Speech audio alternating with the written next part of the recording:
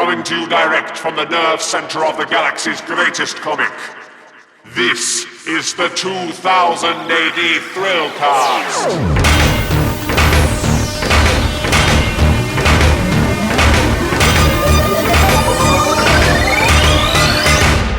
Borag Thungathlitz, and welcome to the 2000 AD Thrillcast. Now, a few weeks ago, you may have heard my interview with artist Arthur Ranson, which was stretched across 2 episodes. I personally found it absolutely fascinating to sit down with him and chat about his life and work on things like Lookin', Anderson Side Vision, Button Man, and Amaze World. But I also wanted an opportunity not just to revisit some of the themes and ideas that we touched on in that interview, but also to get some outside perspectives on Arthur's work, because I think, personally, as you may have heard from the interview, I think it's work that really rewards a second glance and an in-depth dive. So I'm very pleased that Ben Smith, who's the head of books and comic books at Rebellion Publishing, Graeme McMillan, who writes for The Hollywood Reporter and is a big fan of Arthur's work, John Freeman from the Down the Tubes website, and also photographer Ellen Rogers, who knows and has been influenced by Arthur and his work. Absolutely fascinating discussion that really got into the nitty-gritty of what makes his artwork so unique and so influential as well, far beyond the pages of 2000 AD. Before we plunge into the chat with Ben, Graeme, John and Ellen, I want to remind you that you can keep up to date on the latest 2000 AD news by joining the 2000 AD Thrill Mail, which goes out every Wednesday. Just go along to 2000ad.com/Thrill Mail, that's all one word, and sign up there and you'll get a weekly thrill blast into your inbox with all the latest news and announcements. So we've got stuff about the comics, we've got stuff about merchandise. You also get free comics when you sign up, which is a pretty good deal. Also, if you've enjoyed the Arthur Ranson podcast, and indeed any of the interviews that we've done on the Thrillcast, then if I could prevail upon your kindness to go and rate and review us at iTunes or the podcast app of your choice.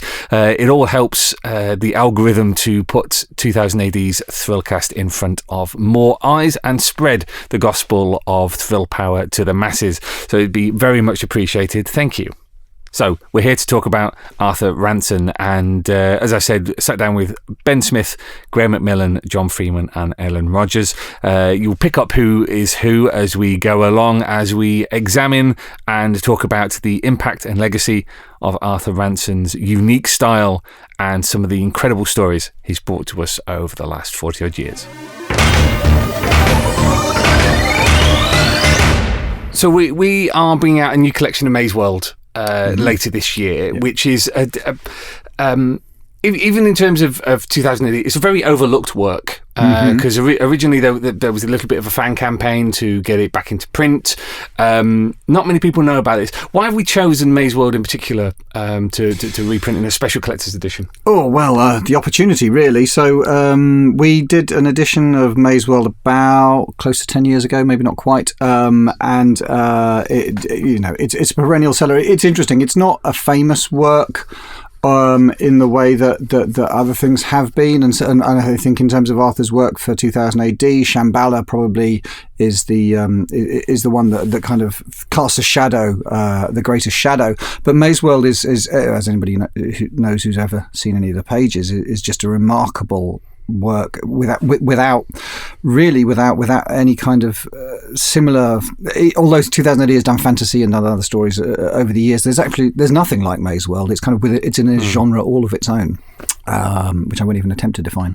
And so consequently, when we looked at what we had coming up and what had sold through, Amaze World, although it had never roared off in any kind of great shakes, was a continual seller over time. And so we realised that we A, needed to put out a new edition, but B, really needed to find a way to give that artwork a greater scale, so publishing at a larger size, and really see if we can't get this time around the conversation started about it, that they really should be there. I mean, it's interesting because it's in translation in multiple countries, and Arthur's work actually over the past, I would say 3 to 4 years, Arthur's work has suddenly found this blossoming in France. All the Button Man books have had incredible traction. The books are now out in Spain as well. There's Dutch editions of things coming.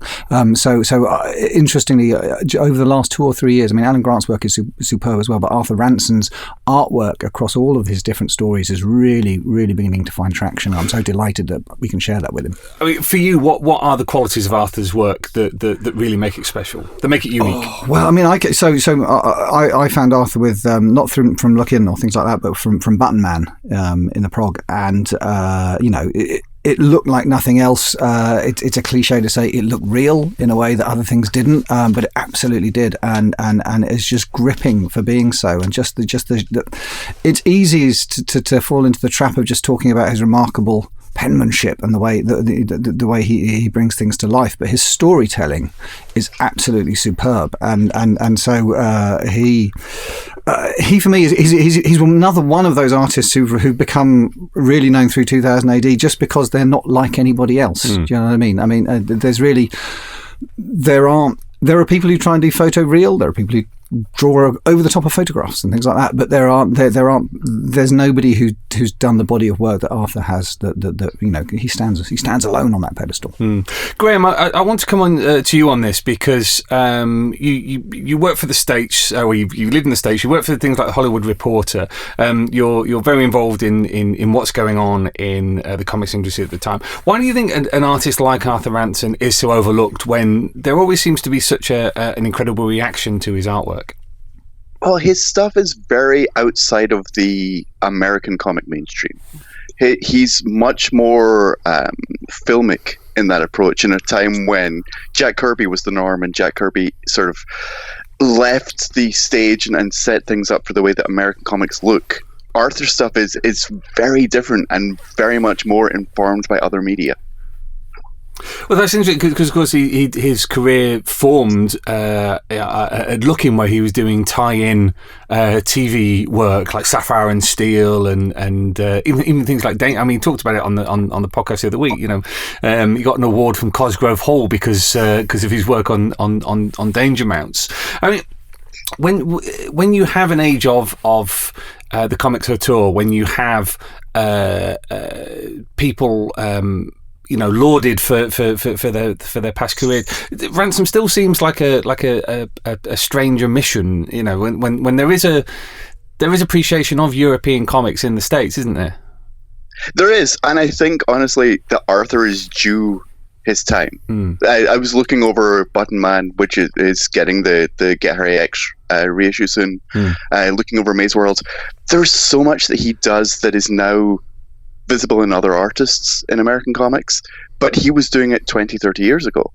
I think that this is going to be a point where people are going to look at him and really appreciate what he does. John, I want to come to you to talk a little bit about Looking, because I don't know if you heard the interview that I did with him, where he talked about his influences, people like Toppy, European comics, things like that. Looking was a unique kind of training ground for an artist like Arthur, wasn't it? Oh, absolutely. I mean, the most incredible thing about Arthur Ranson and Angus Allen's partnership on Looking isn't just actually the artwork, though. It obviously the Beatles story, there's Elvis, and where I first got introduced to Arthur's work is Sapphire and Steel, which is just stunning. Even that one of his earlier strips, but the fact that those two guys went to the Junior TV Times guys and said, we want to own the rights to the Beatles back in the 1970s is just brilliant, and the same with Elvis, that they managed to hold on to that even on others. They're groundbreaking. Looking is very underrated, and if you read there's an interview with Angus Allen online about how badly they were treated by the industry because it was seen, and Arthur mentioned it in his interview with you about how people look down their noses at Looking, but he was selling bucket loads a week compared with other titles, and it was no wonder that the BBC tried to compete. It's a fantastic title.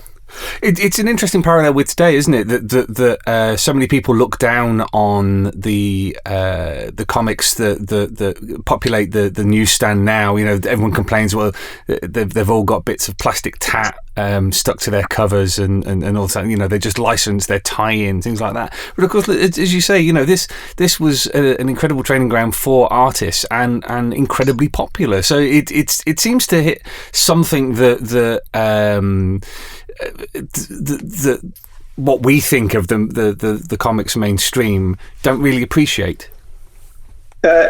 Yes, to a certain extent. I mean, I think you can certainly appreciate the artwork. Certainly, when you've got people like Mike Noble, Arthur Ranson, trying to think Bill Titcombe to a certain extent, although perhaps his better work was on TV Comic in the 60s and on TV 21, where he did My Favourite Martian, for example, and things like that. John Burns in Looking as well, didn't you? John and Burns, of course. Yeah, that strip, his Bionic Woman strip, is absolutely fantastic, and I don't think it's been reprinted anywhere. The major problem, I think, is that it's a bit like Amaze World now being seen again, thanks to you guys doing the new edition. But there's no visibility for any of the work that was in Looking. A lot of it's never. I don't think any of it's been reprinted, partly because some of the rights holders aren't keen on seeing the material reprinted because it's out, and some of it is very of its time. Obviously, the music strips of Looking are probably something you may well be looking at in their entirety because they're great. I mean, Colin Shelbourne is still floating around out there somewhere. I spoke to him when I did the Beatles story for an audio comic prior to you guys taking me on. There's so much material out there that people just not seen, and hopefully, things like when Arthur's work gets exposed through Amaze World, it may lead, to other things, more of his work. Perhaps somebody looking at his other work. It's a bit like when somebody gets the film rights to one of their comics, and then one of the films gets made, as I'm sure Graeme will testify. If one of them gets made, suddenly there are studios at the door wanting to do all the rest of their work. It's a possibility. Hopefully that's the same with Arthur. With something like Arthur's work, because we touched on this in the interview, how he felt incredibly lucky to have had all this work, because he was looking for quite a substantial period of time, and then just as it was about to go under, he made the leap to 2000 AD, and he expressed his happiness at having been able to have been part of that moment and not been swept away as British comics, by and large, the industry that had existed collapsed. I mean, in terms of what you think, John, how fortunate are we to have given somebody like Arthur that opportunity? Totally. I mean, 2000 AD is still regarded as a survivor of the British comic market, even though there are a lot of comics and titles aimed at younger readers. And so it was a perfect opportunity. I mean, there wasn't another British publisher that was doing the same thing that 2000 AD was at the same time. I mean, obviously, Marvel UK were hoping to do similar things to 2000 AD. Richard Starkings, for example, certainly was pushing for that with things like Dragon's Claws, Knights of Pendragon. But Marvel UK management was reticent until Paul Neary arrives and does the Genesis 1992 project after Richard Starkings had moved on gone to the States. By which time, that people would have been waiting around for work, and a lot of people, when things began to dry up, moved into the games, into the world of designing games. Dermot Power, for example, he, as well as doing stuff for Marvel UK, he did for Digitech for Marvel UK. He was doing game stuff as well, even then, I believe. Yes, I mean, 2000 AD has provided a platform for so many great talents in the invidious position of being last comic standing of its kind, but that's not to its detriment in any way. It's certainly there just wasn't anything of that. Well, not in the UK. Although, I mean, obviously, I would have said that Arthur's work is perfect for the European market. But looking at his credits, he doesn't seem to have ever managed to quite catch the them in the same way that Pat Mills did with his writing. Yeah, no, I think that's changing now. I mean, Rebellion have been kind of responsible for taking, handling the foreign rights stuff and being kind of more aggressively taking things out to Angoulême and to Frankfurt and the rest of it. And certainly Arthur's work has been one of the creators who's been, people have really, really responded to. And those French editions of Button Man look spectacular, and I know they've had rave reviews over there. So I think Arthur's moment is only going to continue to build, really, in terms of international recognition. I want to come to Ellen because, like I said, you're not just a friend of Arthur's, but he's somebody who's influenced you in your own work in photography. Do you want to talk a little bit about how you came into contact with Arthur's work? Oh, hi. So I went to buy some of Arthur's artwork because it was so influential to me at the time. I was kind of always looking, as a young girl, I was always looking for girls who were involved in action but weren't necessarily wearing high heels, or they were able to do a great deal. So I kind of found that in Amaze World and in the Anderson stories, and I really wanted to just see how he was colouring, because I was working in black and white photography and I was kind of colouring and looking to do it in the same way as he was. And he's also kind of dealing with not only kind of people on a working class level. Often there'd be people like in jails telling their stories and things like that, which really appealed to me outside of the superhero genre, but also kind of like spiritual themes as well. So I was always very drawn to the idea of him kind of showing other cultures within a British culture. That's how I came to him. What were the qualities of Arthur's work that drew you to it? Not just in terms of the story, but in terms of how it looked, like things like composition. Yeah, so I'm actually looking at one of the pictures right now, and everything is so fluid, and it's so kind of within a dream logic. I think particularly Amaze World, which was always massively influential to me, because I wanted to be able to create this kind of other world parallel, very familiar, but also completely fantastical. And his colouring just it exemplifies that. Everything is very washed out because he's using watercolour, but at the same time it's really, really punchy. And somehow I have a lot of the original artwork, and I can actually see it replicated in the comics that you're putting out at the moment. I can see the colours are maintained. So it was really kind of it was compositional, kind of when I was putting things together in the darkroom, trying to kind of emulate some of this stuff in my early stages. But really, it was colouring that kind of really jumped out to me, and the way women were rendered. Just on that point, I wanted to come back to John, because the use of colour, somebody touched on in the interview, he was very fortunate at the time when he was working on Looking to be working in colour, because the vast majority of comic books were black and white, but Looking was kind of the top end of the market. So you look at his sapphire and steel stuff, and like Ellen says, the palettes are muted but not dour. It's incredible. Yeah, and you've also got the advantage, of course, that Looking was on a glossier paper than a lot of the. Perhaps because it was a TV title and it was considered the Junior TV Times, it's on a better quality paper than a lot of the British comics, which were on, what we would nicely call bog paper, and therefore doesn't have the same sort of hasn't lasted. If you, they were very immediate British comics, and you read them and they were gone for a lot of people. Whereas Looking and the predecessors of the same ilk, Countdown, going back to TV21, going back to Eagle, Swift, those papers that have that higher quality paper seem to have survived. Although strangely, when 2000 AD's done a higher quality paper, in previous year times, it didn't seem to gel with some of its readership. I mean, there was, when I remember it switching for part of the Dan Dare run, for example, and it was just too much. It was a higher quality paper, but it didn't feel like 2000 AD to some people, I think. Mm. But yeah, it's that certain colour palette, and it gave him the opportunity to have a really bright, but also bright colour. It stood out. You've got that mix of black and white and colour throughout Looking, haven't you? So.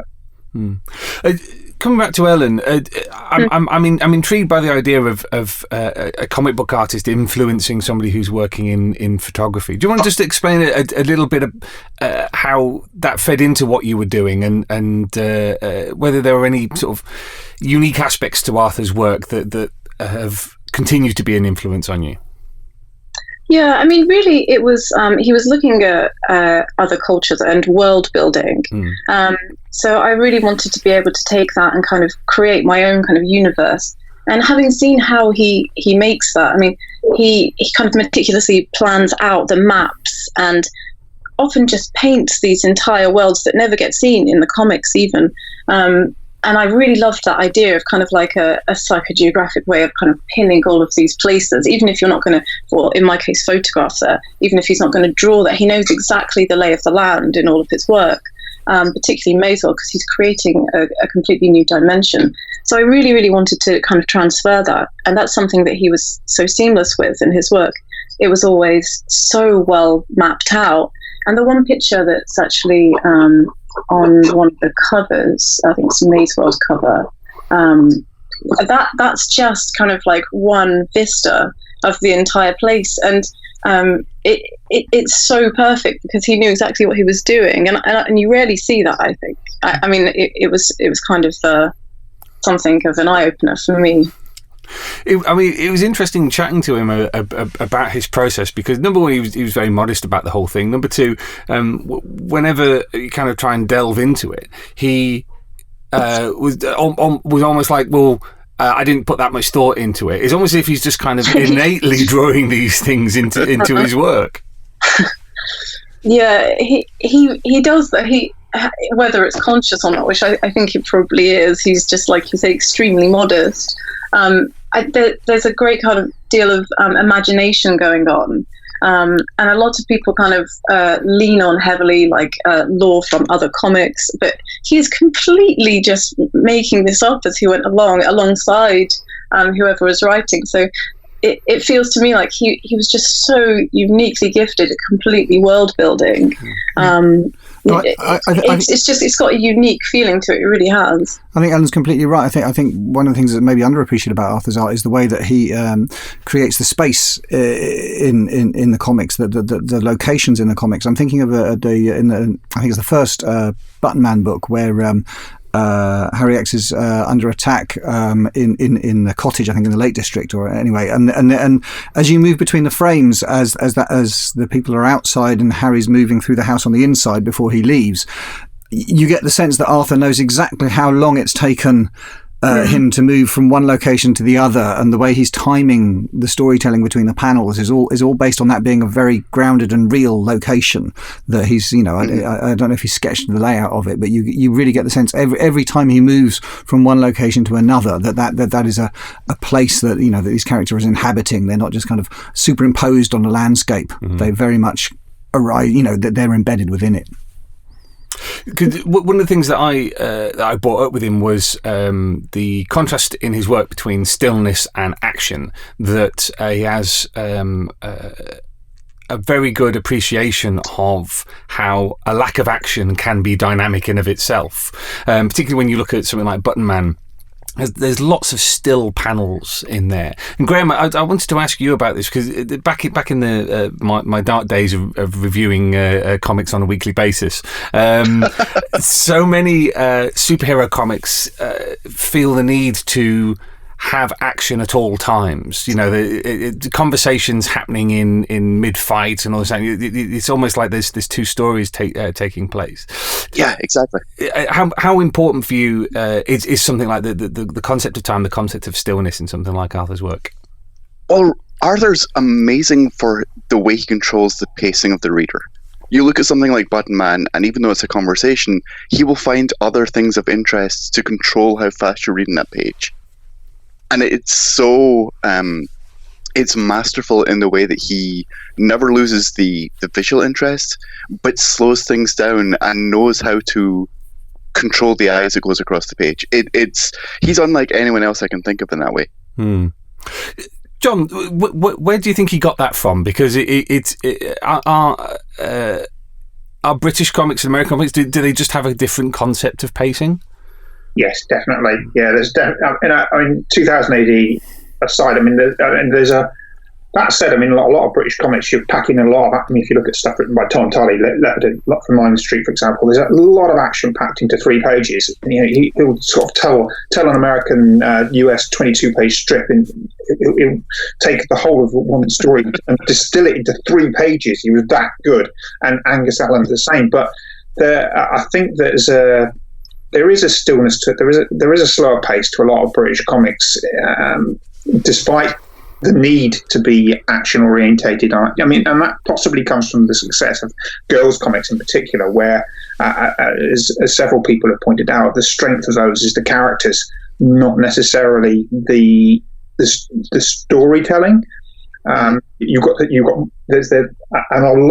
think that, you know, John Wagner and Pat Mills and several other people who went on to write action and 2000 AD came from DC Thompson's girls comics, and maybe that's part and parcel of that thing. Maybe look at Frank Hampson's Down There. I mean, it is quite still in its storytelling, and may seem, and now may look very old-fashioned to a lot of people, even though the artwork is stunningly beautiful. I mean, that's the extraordinary skill for a writer to have, where you're working in girls' comics, which by and large were, and I hesitate to use this phrase, but quite soap opera-y. You know, there was talking heads. There wasn't necessarily an awful lot of physical drama to them. To fill that space, to make it enthralling, to make it interesting, you do have to have complete control of the pacing. And then you get an artist like Arthur Ranson who adds his own layer. And as Graeme says, you know, they're completely in control of how you are physically reading a physical object. And what was also great was you see Arthur grow across his career. Mm. You know, by the time he's done doing Button Man, he's been working for decades, and he's still getting better. And what he learns there, he takes to Amaze World, and you can see that to play into what he's doing in Anderson. And he continues to grow continually with what he's doing with symbolism, with what he's doing with pacing. It's amazing to watch him. Graeme, have you read his Batman work? Yeah, he did 3 issues with Alan Grant in Legends of the Dark Knight, right? Yes, yeah. He did a Phantom Stranger special as well, yeah. Yes. Because Zena Bacta, I think I referenced it in the interview. Zena Bacta did this incredible analysis of just 3 panels from Tau, which was the strip that Arthur did, and again she goes into what we've already talked about: the incredible sense of space, the incredible sense of timing, the incredible sense of realism, and to do that in American comic, I mean, you can almost understand why he never got any more work, because do you think that some people would not necessarily been able to have computed what he was bringing to the table? Yeah, I think American audiences would have been just it's the Bob Real thing. They either would have loved it or they would have not had any idea what they're looking at, because he was such a different type of artist. And it's a shame. I feel that if he had come around, you know, even 10 years later, I think that his work would have been much more welcomed into the American market. But, you know, he's such a strange choice for Batman, which is all about dynamism. It's all about the things continually being in motion. And I think Arthur excels when he's got the space to let things breathe. One thing I did want to talk about, and we brought it up in the interview, and there's a really interesting article online by comics critic Sarah Horrocks, where we talk about photorealism, because Arthur very much rejects this label of that it's photorealistic. He goes, well, I'm not copying a photo, I'm drawing it. Just because I use reference doesn't mean that it's photorealistic. Ellen, I wonder, as a photographer, I wanted to come to you, because one of the things that Sarah Horrocks identifies as one of the 3 key things that 3 key skills that Arthur has. There's texture, there's colour, and there's movement. And she talks about how in a photo real style, Arthur still nonetheless brings incredible dynamism. It's not just a copy, he's actually giving movement to something that still looks really real. And I wondered what your thoughts were as a photographer who is dealing in still images, how you imbue a still image with action and dynamism and movement. Okay, I mean, that's fair. I think actually, not so much as a photographer, but as someone who's kind of consumed many comics, I think it's actually the sense of weight. Quite often when you see someone drawing and they don't understand weight or where it falls or how it works, when you see kind of a limp, dead body kind of laying there, which often you do in, say, Amaze World or anything, it's all about where kind of the weight falls and the clothes fall, and that creates in and of itself a sense of movement or a sense of it having been real. And I think actually it's just his great sense of understanding that creates the photorealism, and he really does reject that term. And I kind of understand why as well, because sometimes when you do see a photo, you realize it doesn't quite look like the reality. His is kind of hyper real. His work is beyond a photograph. A photograph couldn't necessarily do what he's doing, and that it's very evident as a photographer looking at these that they aren't all like inspired by photos.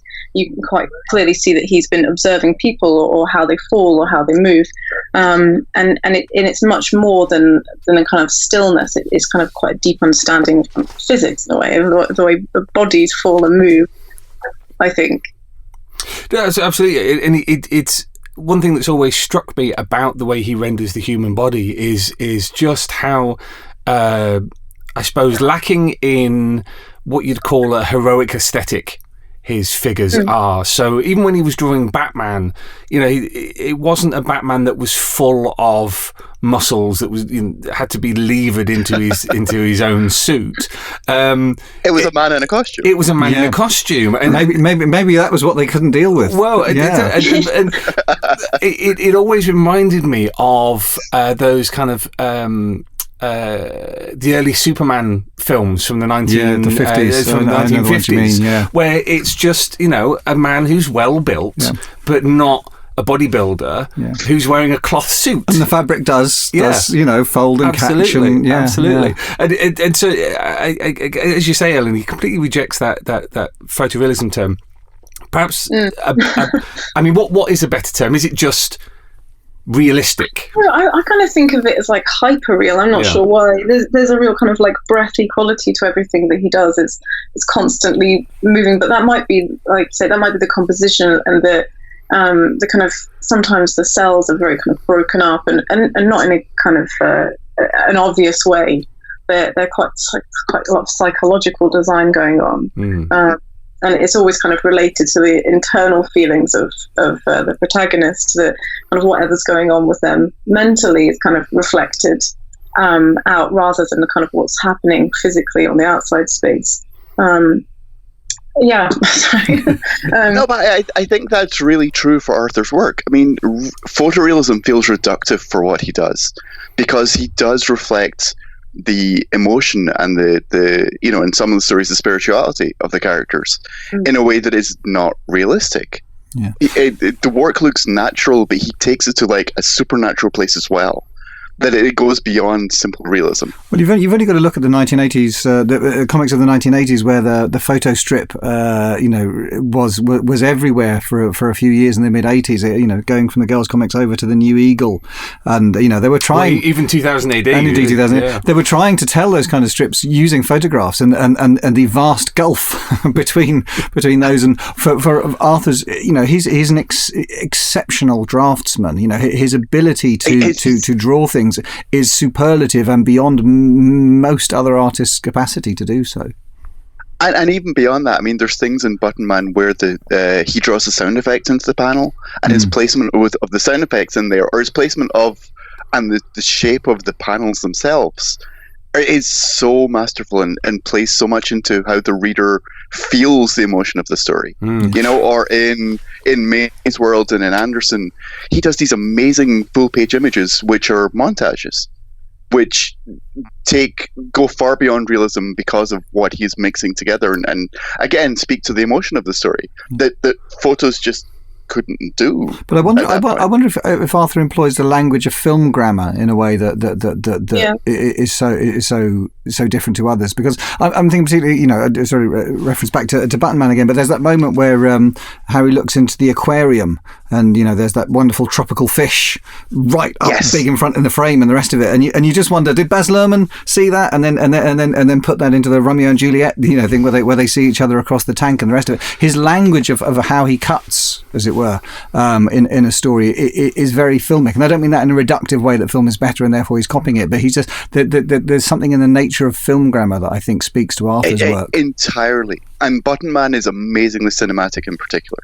There's something about Button Man where you honestly feel like you are watching the film, or for some reason I always think Button Man is like a BBC Sunday night drama.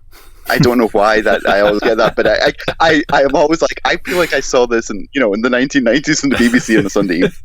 But it's cinematic in a way that most comics aren't, but also in a way that many comics aspire to and fail to be, because he really does use the grammar of the cut and the grammar of cutting between similar images and finding the bridge between images and finding the bridge between scenes in a way that people just can't. And I can't say enough good things about him. His work is just masterful and speaking a language that many comics don't.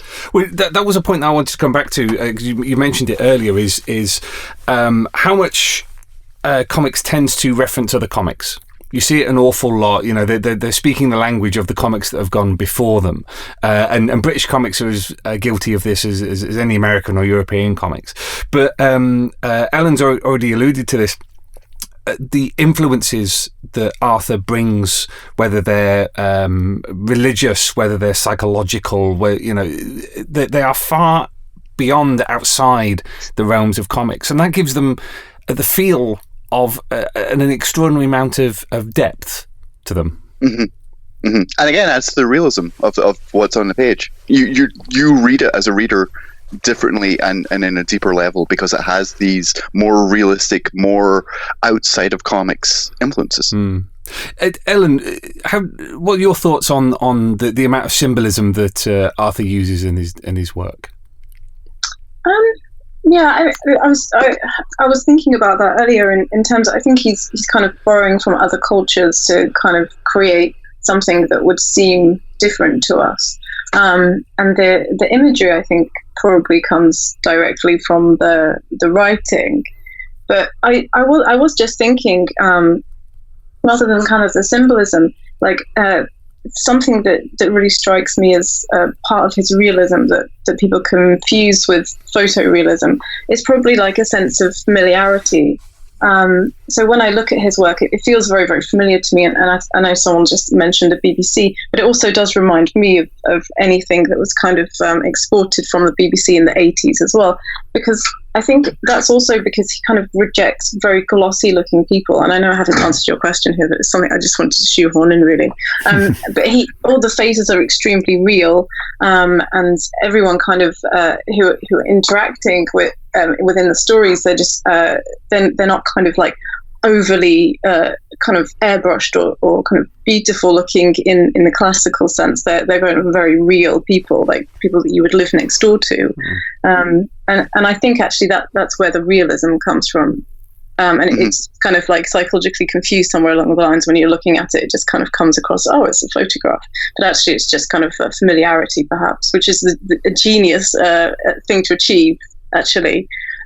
But yeah, symbolism, I think that's probably a direct reflection from the writing, perhaps. I'm not sure. I don't want to speak on his behalf of injecting kind of symbols here and there. John, talking about coming back to what we were talking about with the way that Arthur controls the page. One thing I've really noticed is his very innovative use of frames, and Ellen's already mentioned this about the amount of montage he uses, which in comics is actually really difficult to get away with.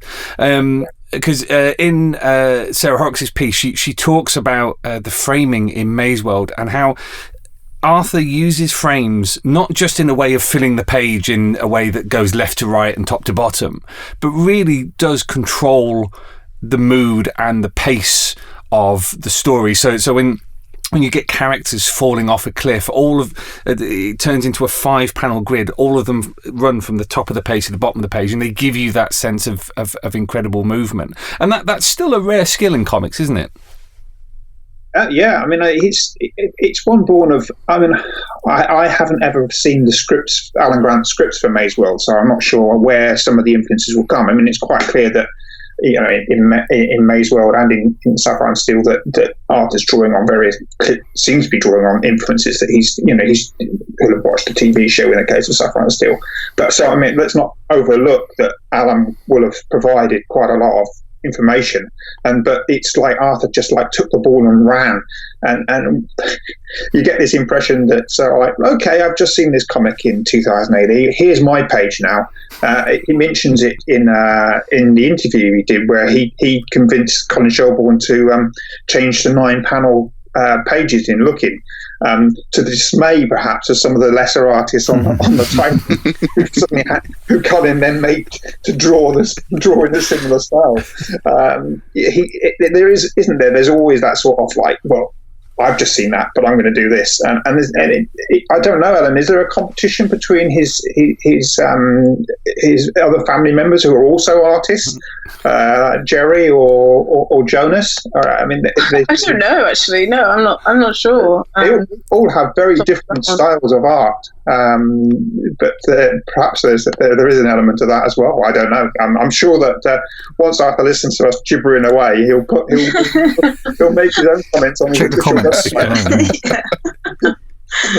It's a bit like those stories of Stan Lee getting into the back of a cab, isn't it?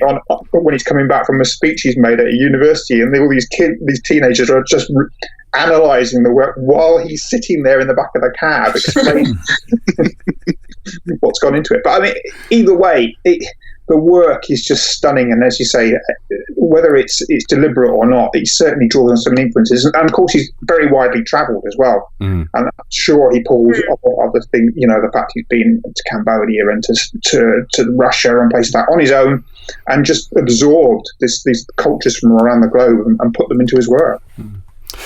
Ellen, as somebody who knows Arthur, and you know, we've already talked about how modest he is.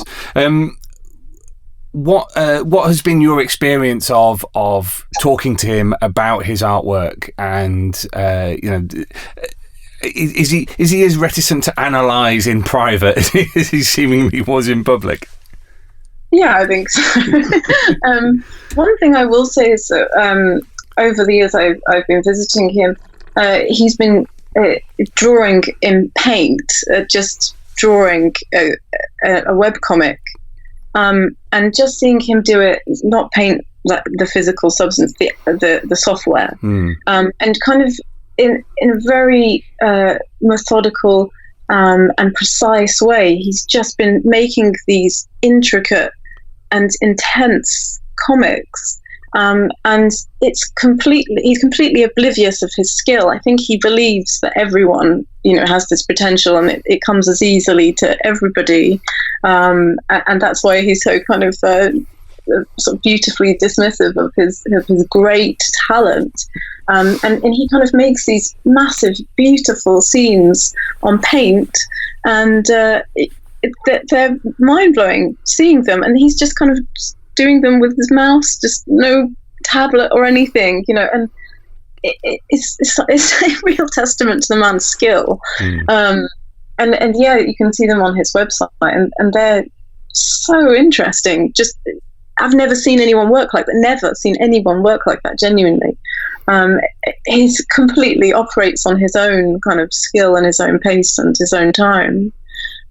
It was slightly terrifying when I went to visit him, and he pointed out that he paints with this little sort of cheap mouse that he bought. Yeah. God help your wrist, working with something like that. I think maybe we need to send a Wacom tablet. Yeah. Yeah, nothing like that. No, it's just completely raw skill he has. Yeah. I want to kind of round out, because we've really kind of delved into to what makes Arthur unique. Ben, in no way wishing to be morbid or melancholy or anything like that. Arthur's retired now. Mm-hmm. It's a real shame that, as Graeme says, hopefully there's going to be this great reappraising of his work, and his popularity is only going to grow at the very time that actually that's it now. No more comics. We won't get more sequential art, but in the same, I very much consider in the same kind of camp as Cam Kennedy, who's alive and who's is fantastic, and is a legendary artist, but whose time drawing strip work is over, and so I mean. That's unfortunate. I think they both created such bodies of work that there's, this podcast is a testament, there's so much to delve into. I mean, what I am delighted to be able to do as a publisher, Rebellion is able to do, is to do ever better editions of this material and put it out there in the world and see how it connects and see how the foreign editions do, and really that they are happily around to see how the conversation develops and how the appreciation develops, and I think as time passes, history will kind of look back, and through the lens of history you'll see the real peaks, the real artistic achievements that have come out over the last kind of 40 years, and they're going to be major peaks in that. Graeme, what do you think would be the key to getting him more appreciation in what we generally call mainstream comics? Getting the work out there, first of all. Having Button Man, having Amaze World especially out there, I think is going to make a difference. Amaze World feels like the quintessential Arthur Ranson work to me. It feels like it does everything he does particularly well, and in a format that is complete in and of itself. And also, I think he's just not. It's not been out there before at a time when the audience was ready, for want of a better way of putting it. And I think we're at a point now where the audience is ready. And while I get what you're saying about, it's sad that it's happening now when he's not still working, he's also still around to appreciate the attention now. It's better this than the more morbid thing of this happening, 20, 30 years from now. Absolutely. John, just a final thought on Arthur's career. As we've already discussed, it's unique. His style is unique. The body of work that he has is incredible. We've all been full of praise for it. Are there any weaknesses you feel in the way that he's been presented, the way that he's been published in the past? Oh, well, that's throwing that one at me. Well, I obviously haven't seen the what you're doing with Amaze World. I'm really looking forward to this particular collection. I think that obviously the French, the way I would imagine that one of the best ways of presenting Arthur's work might be to look at the way the French do their albums. The hardback albums with lots of sketches, and obviously looking at Arthur's website, he's got Amaze World art sketches. There are some still around, and perhaps that's what you're hoping. That's what you're doing. I don't know. I mean, that kind of presentation and just getting the work out there, because as I said earlier, apart from you guys at 2000 AD, nobody's reprinted the work he did. And it's great that Beatles is coming out. I'm looking forward to selling gangbusters, because I'm sure it will, based on my own experience of how well it did it as a digital comics app. Hopefully that will spur you on to do the Elvis story as well, which he and Angus Allen's estate also have. And please, somebody convince the people who own Sapphire and Steel to allow you to reprint it. that would be very nice. Ellen, final thought from you on all that we've discussed, and basically Arthur's legacy. What's your overriding feel about Arthur's legacy? Okay, two things. One's almost insignificant. I just wanted to get it out there that I absolutely love the way he renders the evening or the night, and it's so beautiful. It just reminds me of kind of older BBC again, or kind of films like Blood on Satan's Claw or something, like kind of folkier films where during the day they'll just put a neutral density filter over the lens and it'll just kind of, all the colour will be removed. You can see it's day still, but it has that feeling of it. It feels like kind of desperately nostalgic to me, and I love it.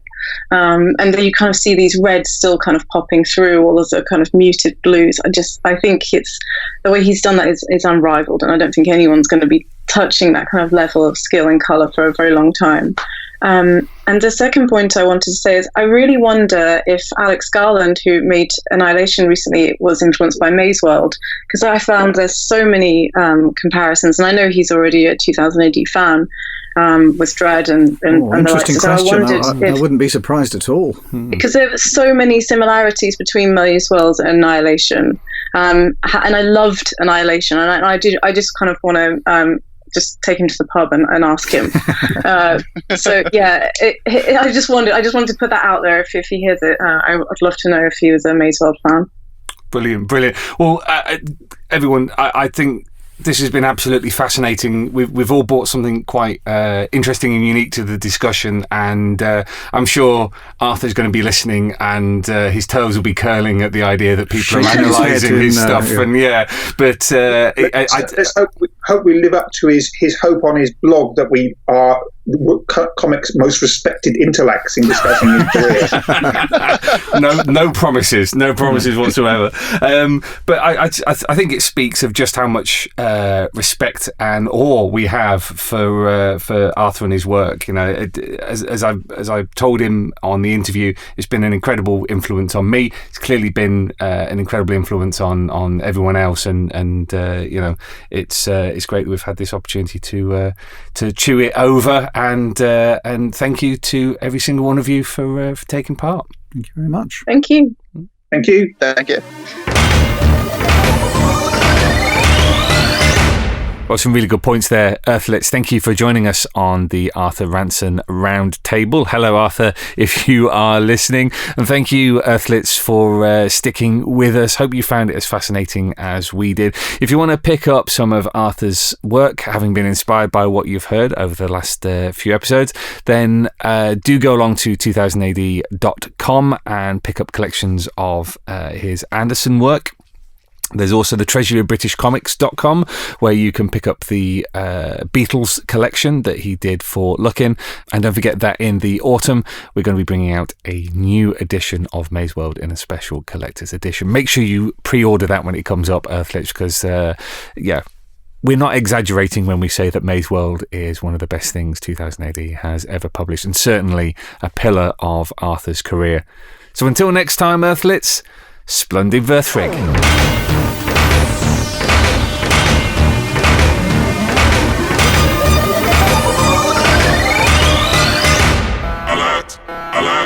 Alert!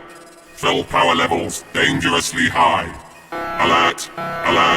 Read 2000 AD every week. Ask your comic book store or newsagent now. Subscribe to the galaxy's greatest comic at 2000adonline.com. Subscribe digitally on our apps for Apple, Android, and Windows 10. And download DRM free copies from 2000adonline.com. Alert! Stand by for urgent updates. Search for 2000 AD on Twitter and Facebook. Watch the latest videos at youtube.com/2000 AD online. And follow on Instagram at Insta2000 AD. Program complete. Shutting down.